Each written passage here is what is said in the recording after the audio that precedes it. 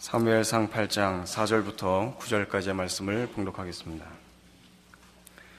이스라엘 모든 장로가 모여 라마에 있는 사무엘에게 나아가서 그에게 이르되, 보소서, 당신은 늙고 당신의 아들들은 당신의 행위를 따르지 아니하니 열방과 같이 우리에게 왕을 세워 우리를 다스리게 하소서 한지라. 우리에게 왕을 주어 우리를 다스리게 하라 한 그것을 사무엘이 기뻐하지 아니하여 여호와께 기도하며, 여호와께서 사무엘에게 이르시되, 백성이 내게 한 말을 다 들으라. 그들이 너를 버림이 아니요 나를 버려 자기들의 왕이 되지 못하게 함이니라. 내가 그들을 애굽에서 인도하여 낸 날부터 오늘날까지 그들이 모든 행사로 나를 버리고 다른 신들을 섬김같이 내게도 그리하는도다. 그러므로 그들의 말을 듣되 너는 그들에게 엄히 경계하고 그들을 다스릴 왕의 제도를 알게 하라.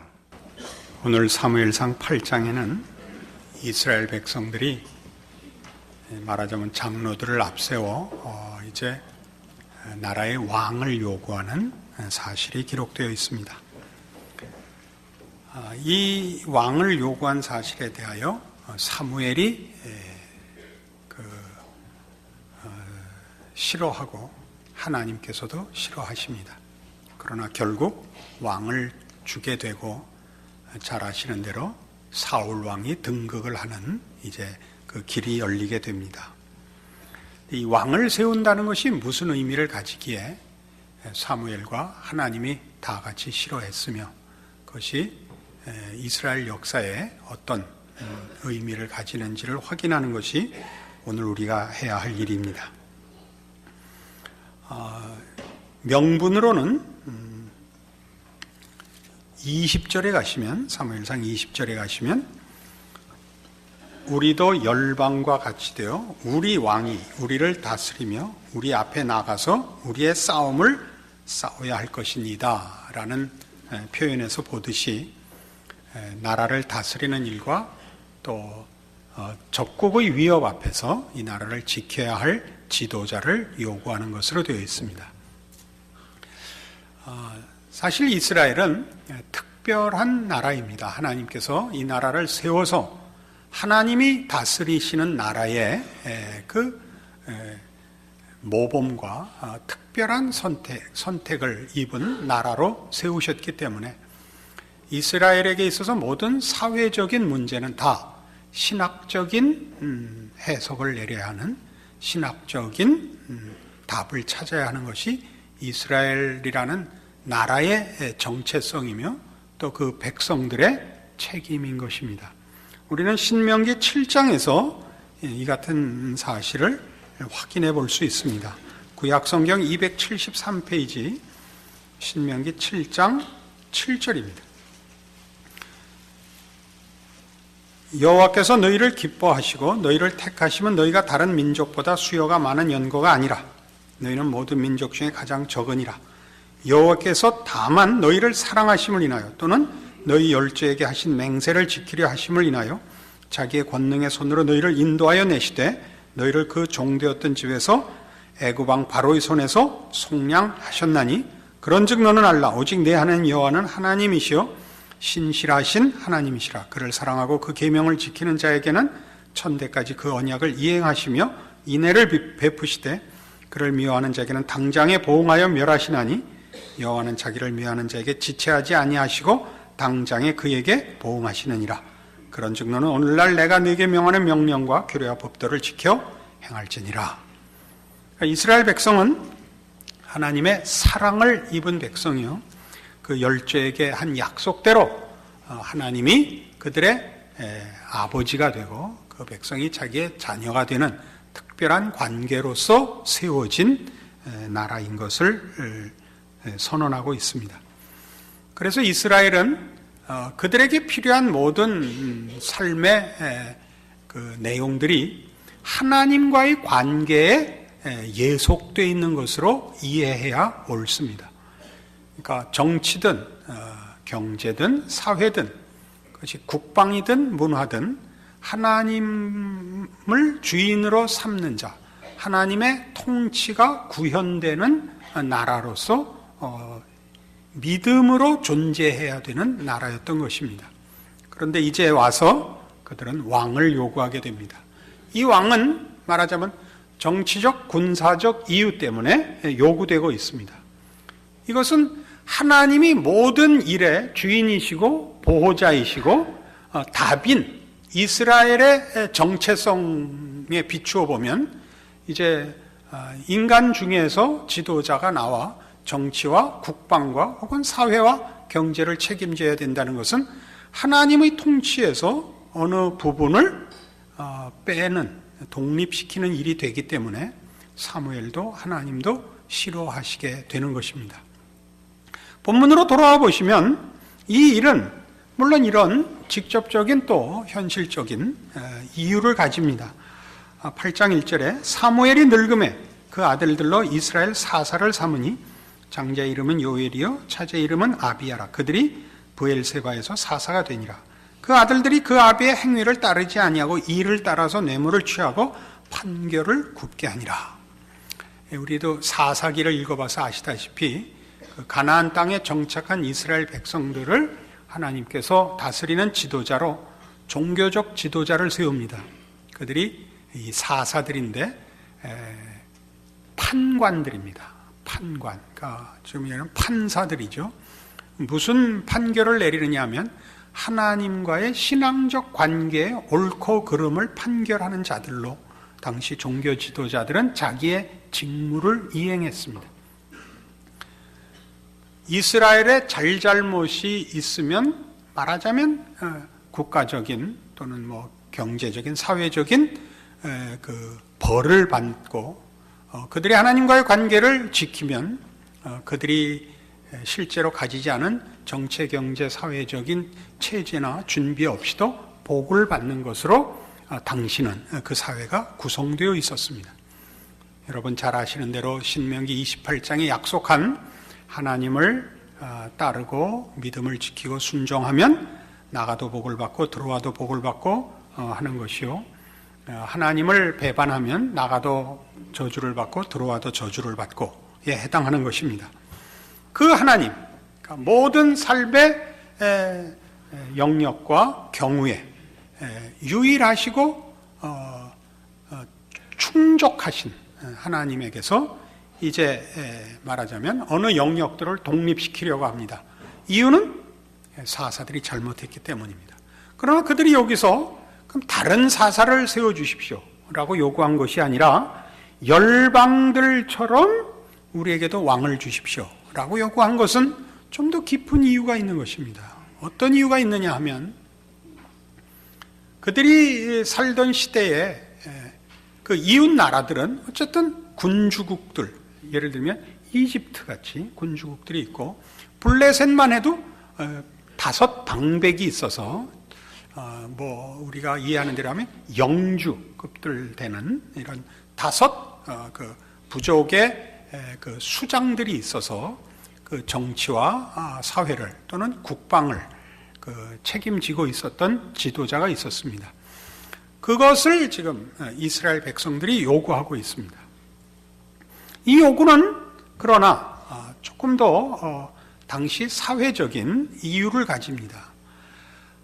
그들이 그 열방들의 삶을 볼 때 지금 이스라엘이 겪는 어려움, 어떤 어려움이냐면 주변 국가들의 그 군사적 위협 아래 놓여 있는 현실의 시점에서 볼 때 주변 국가들은 다 이런 정치적, 행정적, 군사적 조직이 잘 돼 있어서 나라가 튼튼해 보이니까 이 체제를 요구했던 것입니다. 하나님만으로는 마음이 다 안심이 안 됐었겠죠. 그러나 보다 깊이 이런 이유가 있습니다.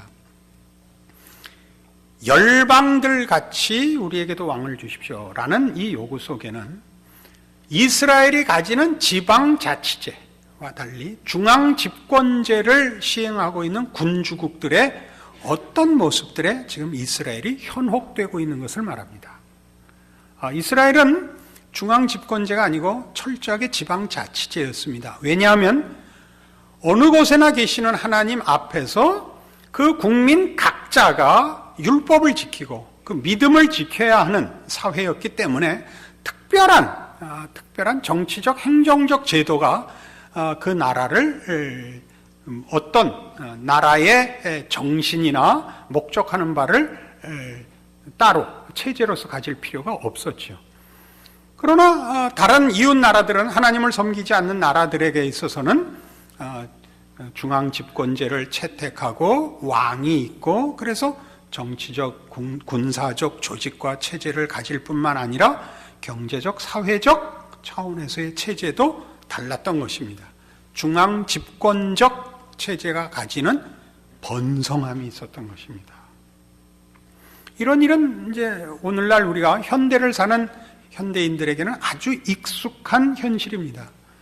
현대란 언제부터 현대라고 얘기를 하느냐 하면 이 도시화 현상이 일어나는 것으로부터 현대라고 일컬습니다.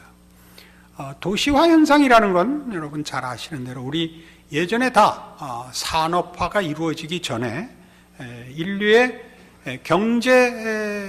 경제라는 그 영역의 근본, 기본되는 단위는 농경산업이었습니다.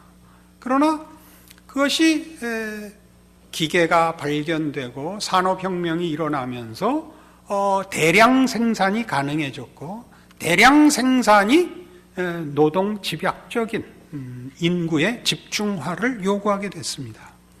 큰 공장일수록 유리하고 많은 노동자가 동원이 돼서 더 많은 생산품을 만들어내어 원가를 절약해서 더 많은 이익을 남길 수 있게 됩니다.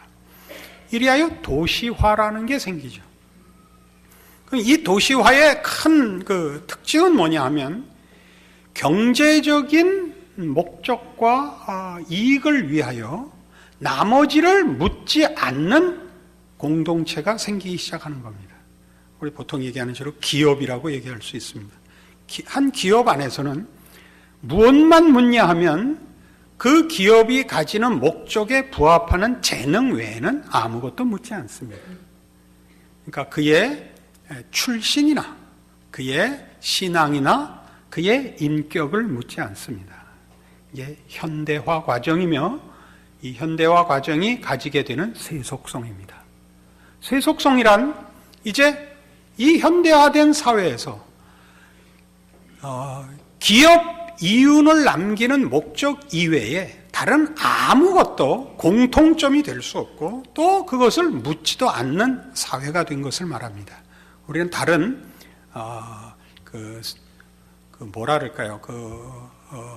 본색을 감춘 멋진 그 핑계의 표현으로 다원주의라 합니다.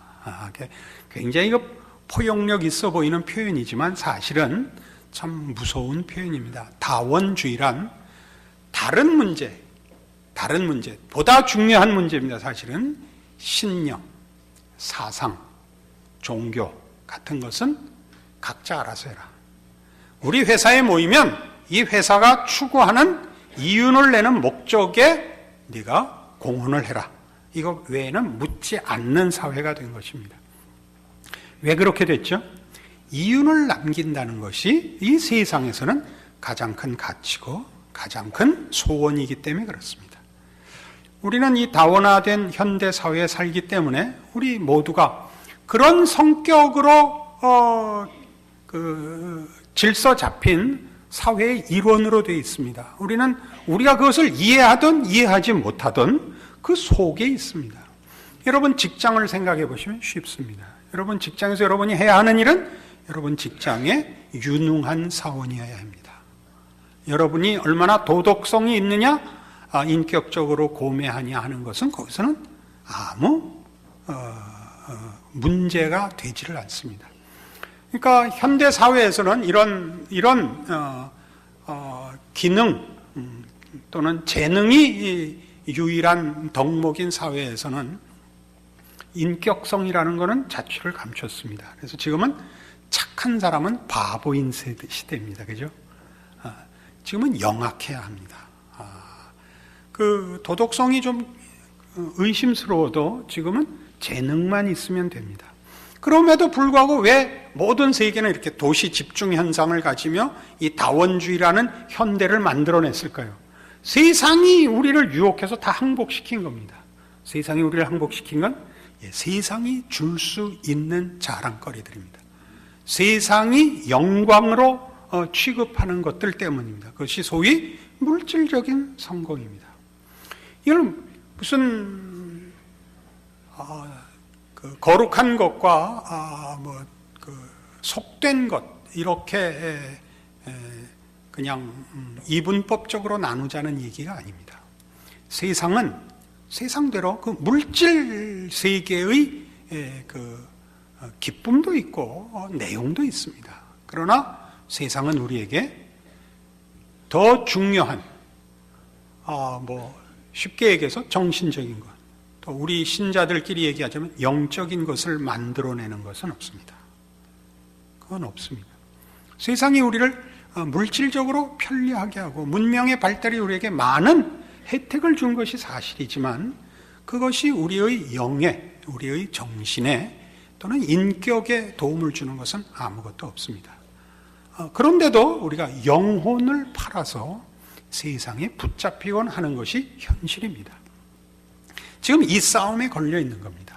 이스라엘 백성들이 열방과 같이 우리에게도 왕이 있어야 됩니다의 진정한 사회적 배경은 그 이웃 나라들의 문명과 경제적 번성에 대한, 그리고 군사력으로 표현되는 나라의 강성함에 대한 유혹에 저들이 결국 진 것입니다. 그리하여 왕을 달라고 합니다.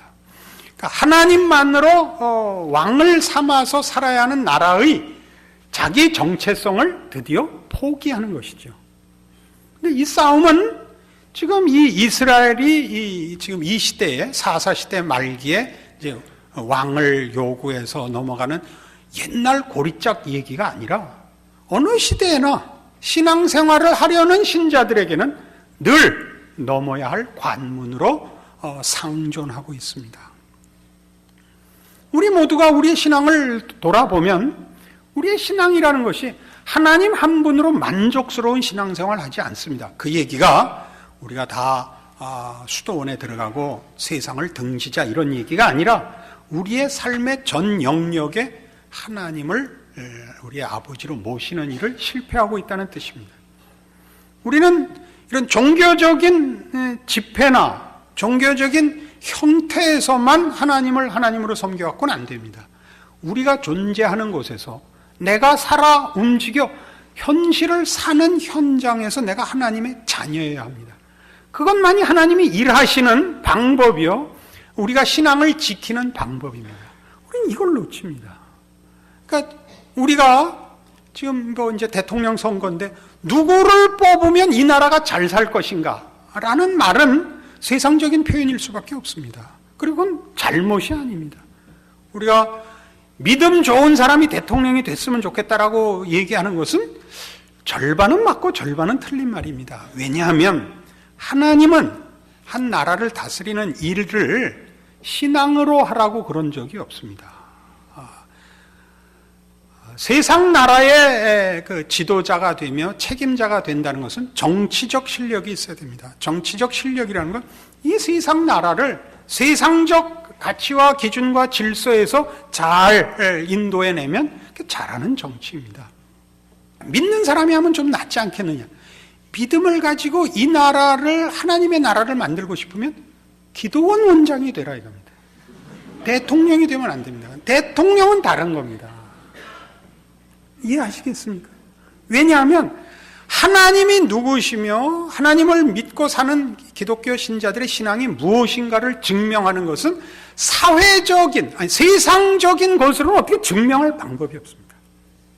예수를 믿으면 돈을 번다든가 예수를 믿으면 나라가 부강해진다는 말은 구약에서 설명하고자 하는 것은 보다 깊이 이해해야 되는 것입니다. 그 부강이나 그 평안이나 그 복이라는 것은 이렇게 보이는 것이 전부가 아닙니다.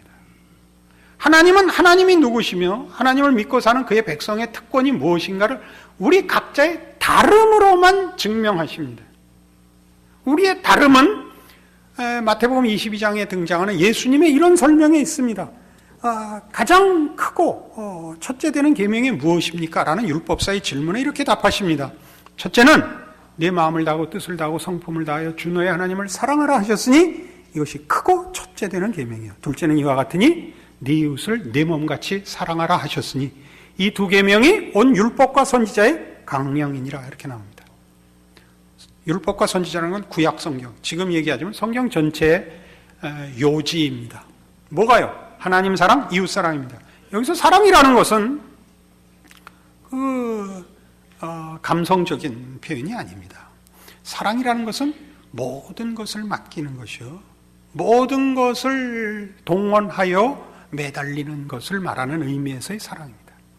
그러니까 하나님을 사랑하라는 건 하나님이 우리의 기쁨이요, 소원이요, 비교할 다른 선택이 없는 분으로서 하나님을 섬기는 게 율법의 강령입니다. 그러니까 신앙 고백을 하며 하나님을 아버지라 부르며 예수를 믿는다라고 고백하는 것은 하나님만으로 기쁨을 삼고 소원을 삼고 이유를 삼고 내용을 삼고 자랑을 삼겠다는 것입니다. 그러니까 여기에서는, 그러니까 지금 우리 현실적으로 신자들을 보면 하나님은 정치, 경제, 사회, 문화, 교육, 국방, 종교의 한 부분의 그저 주인이시죠. 나머지는 다른 손에 넘어갔으니까 이번에도 목사들을 대상으로 해서 이번 대통령이 이번에 돼야 되는 대통령의 첫 번째 덕목을 뭘로 꼽겠습니까? 했을 때 경제력을 꼽았어요. 그건 의외죠. 그죠? 지금 한국이라는 나라만이 아니라 전 세계적으로 이제는 국방이 아니고 군사력이 아니고 경제력입니다. 모든 것이 경제로 이제 경쟁이 되고 비교가 되고 그렇게 됐죠.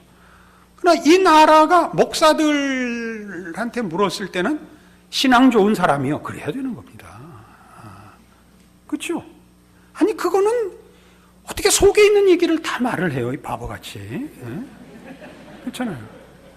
경제력은 한 국민으로서는 경제적인 실력이 있는 사람이 대통령이 돼야 한다는 건 지금 우리가 살고 있는 이 시대에 필요한 힘입니다. 가장 필요한 절실한 힘입니다. 그거 있어야죠. 그러나 우리 신자들 입장에서 보면 사실 아무러나 상관이 없습니다. 하나님이 편을 들어주셔야 되는데 하나님은 어떻게 이 나라를 편을 들 것인가 할 때는 우리가 기도하면 되는 겁니다. 그러나 우리가 기도를 꼭 밤을 새워서 하는 피곤함만은 면해보려고, 그래서 좀 신앙 좋은 대통령이 됐으면 좋겠다 그러는 것이지 대통령한테 내 책임을 다 떠넘기겠다는 뜻은 아닙니다. 안 그렇습니까?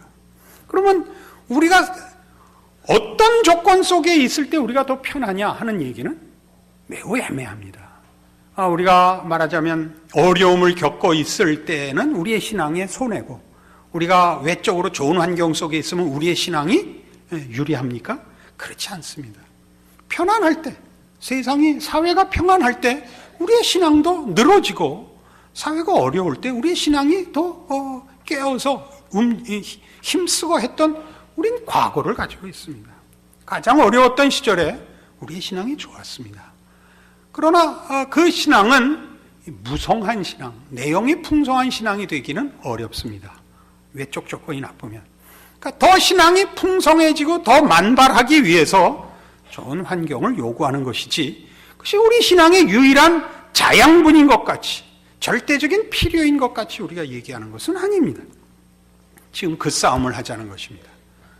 그러니까 우리 모두가 지금 이제 말하자면 우리의 신앙을 점검할 때 이 나라가 앞으로 어떻게 될 것인가라고 걱정스러울 때, 또 지금 전 세계의 그 흐름을 볼 때 이제 점점 중국이 커지고 일본도 일본 워낙 강국이었고 사이에 정말 우리가 껴서 이대로 있다가 이제 북한도 뺏기고 독도도 뺏기고 좀 있으면 제주도도 뺏기고 나중에 서울특별시만 남을지도 모르는데 그럼 어떡하나, 이 모든 걱정이 되고 들랑 결국 어디로 돌아올 수밖에 없다는 걸 확인하셔야 됩니까?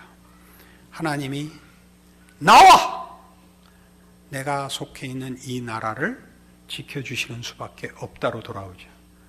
우리는 원자탄도 없고 물론 수소폭탄도 없고 우리는 배도 조그맣고, 그리고 또 그런데도 어떻게 됐는지 그렇게 못 살게 되진 또 않았고, 97년 IMF를 맞으면서부터 우리 교회가 해마다 긴축 예산을 짜고 있습니다. 왜냐하면 모두가 내년은 더 어렵된다. 내년은 더 어렵된다. 올해도 지금 그렇습니다. 내년은 휘발유 값이 200달러를 넘을 것이다. 내년에는 전부 자전거 타고 다닐 것이다. 그게 뭐 긴축을 할 수밖에 없어요. 계속 긴축을 하고 있는데 아직 자전거 안 타고 여기까지 오고. 여러분 각자의 신앙을 돌아보십시오. 이건 얼마나 이게 정치적인 이해나 경제적인 기대나 사회적인 요구가 우리의 신앙과 직결되어 있는 문제냐면요. 이제 가까운 분들이 또 저로 인하여 신앙적인 유익을 많이 받았노라 하는 분들이 와서 이제 저에게 감사도 표하고 또 격려도 하다가 그때 이런 말들을 대부분 해요. 이렇게 해서 우리 교회를 더 부흥시킵시다 이거예요. 그럼 내가 째려보죠. 부흥시켜서 뭐 할 건데? 아니 이 시대와 이 나라 앞에 남포교회에 이 생명과 진리를 우리가 나눠야 할 거 아닙니까? 잘난 척하려고 그러지 라고 말은 하지 않습니다. 여러분, 내가 속한 나라나 내가 속한 교회가 유명해지기를 바라는 사람들은 다 개인적인 책임을 외면한 경우가 많습니다. 그러니까 이 교회가 훌륭해지면 또는 우리나라가 훌륭해지면 잘 살게 되면 결국 얻는 이익은 딱 하나입니다. 나 어느 나라 사람이다. 나 어느 교회 다닌다. 그거 하나밖엔 얻을 이익이 없는데 그걸 하자는 겁니다. 아닙니다. 그거 아닙니다. 지금 이 사무엘상 8장에 등장한 왜 중앙 집권제를 노리는지 아십니까? 그렇게 됐을 때 반사 이익을 받을 사람들이 이거를 앞장서서 요구하는 것입니다. 마침 무슨 핑계가 생겼죠? 외적의 침입이 빈번하고 또 종교 지도자인 사무엘과 그의 두 아들은 타락했습니다. 사무엘은 늙었고 두 아들은 타락했습니다. 우리도 왕을 가지자. 중앙 집권제를 하자. 그래서 도시화를 해서 지금식으로 얘기하면 그러면 이익을 볼 사람들이 생기는 겁니다. 우리 교회도 그렇고 개인 신앙도 그렇습니다. 나 어느 교회 다닌다 라는 말로 자랑을 하고 싶으면 그건 자신을 점검해 보셔야 됩니다. 우리는 어떤 조건 하에서도 이 교회가 크든 잘났든 혹은 작든 못났든 개인의 신앙은 하나님 앞에서 개인의 싸움입니다. 그거는 목사에게 떠넘길 수도 없고 대통령에게 떠넘길 수 없습니다. 여러분이 하나님을 어떻게 이해하고 하나님을 어떻게 섬기고 그래서 여러분의 삶을 어떻게 사느냐는 여러분이 결정하셔야 되고 여러분이 책임져야 되며 그리고 그렇게 하지 않을 때는 이스라엘의 실수를 뒤쫓아가는 것이요. 여러분이 이 믿음을 제대로 지킨다면 하나님이 통치하시는 기적의 생애를 사시게 되는 것입니다. 이것만은 놓치지 않아야 됩니다. 저는 이 일만은 끝까지 할 것입니다. 저야 다른 약점은 좀 드문 사람 아닙니까? 그럼 여러분이 할 일도 이것뿐입니다. 여러분 각자의 신앙생활을 하십시오. 각자의 신앙생활을 하십시오. 여러분 개인의 인격과 생애는 하나님만이 모두인 인생을 사십시오. 그래서 여러분이 있는 곳에 하나님의 영광이 드러나게 하십시오. 여러분이 남다른 것을 보이십시오. 물질로 보일 수가 없습니다. 하나님의 자녀가 가지는 죄로부터 구원받은 자의 회복된 하나님의 형상의 진정한 모습을 보이십시오. 그럼 살맛이 날 것입니다. 사는 건 힘들 수 있습니다. 그러나 그 인생과 그 영은 참으로 만족 속에 살아갈 것입니다. 이것이 오늘 성경이 우리에게 주는 교훈이며 경계며 우리 보고 이 믿음을 지키라고 주는 하나님의 은혜의 말씀입니다. 각자가 이 말씀 앞에서 자신의 신앙과 생애를 결단하시고 책임지시기 바랍니다. 기도하십시다. 하나님 아버지 은혜를 감사합니다. 하나님을 아버지라 부르며 사는 인생의 귀한 것을 다시 한번 확인합니다. 우리를 유혹하는 세상 앞에서 하나님만으로 살아야 하는 신자의 삶을 우리로 부르셨으니 충성하고 믿음 지키고 승리하도록 또한 간섭하여 주시옵소서. 그리하여 내가 있는 곳에 하나님의 통치와 영광이 드러나고 내가 있으므로 내 이웃과 내가 속한 사회와 시대가 하나님의 은혜를 입는 복된 하나님의 종으로 사는 축복을 누리게 하옵소서. 예수님 이름으로 기도합니다. 아멘.